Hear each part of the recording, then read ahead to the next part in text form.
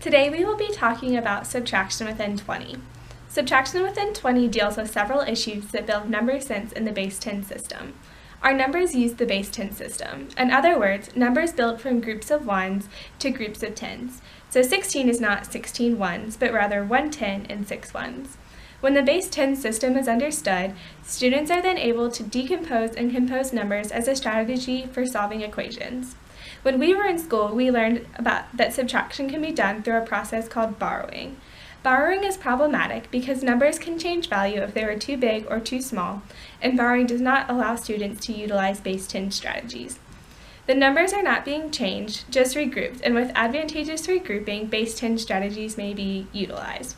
For example, let's take 16 minus 7. So up here, 16 minus 7 is written out, and if we use the borrowing system, we'll change this 1 to a 0 and this 6 into a 16. So we're left with the same problem that we started out with. 16 minus 7, when we used borrowing, is no different from what we started with, and it leaves students still in the ones world. So how are we going to solve this problem, and what's an effective strategy to do so? For the example 16 minus 7, instead of borrowing, we can decompose the 10 to solve the problem. As said in the introduction, when you borrow the 1 from the 10's place, you create 16 ones to subtract 7 from, which is exactly what you started out with. Instead of doing that, you decompose the 10 into 1 so you can take the 7 away from 16. You start out by subtracting the 6 from the problem.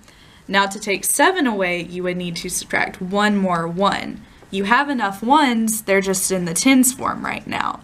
That 10 needs to be decomposed into 10 1s so you can take another 1 away, because you take 6 away and you take another 1 away, and that equals taking 7 away.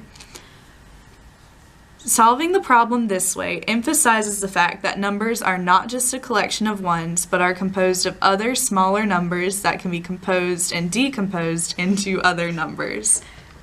Solving problems this way also reinforces base 10 strategies, where you can see the relationships between numbers and how numbers are composed of smaller numbers. An example of decomposing from the base 10 system is 15 minus 8, shown here.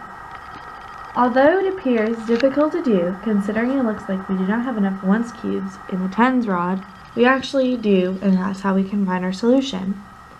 They are found within the 10's rod, so we need to change the form of the number to find it. First, we're going to take 5 away from the 15. And now we have 10 minus 3. However, we are restricted because this is 10's rod has only the 10's all in here. So we need to decompose it into 10 singles, or 10 1s. We can take away 3 more of this, and we are left with 7 more cubes. Let's count the pile and make sure we took away 8 cubes. 1, 2, 3, 4, 5, 6, 7, 8. Perfect.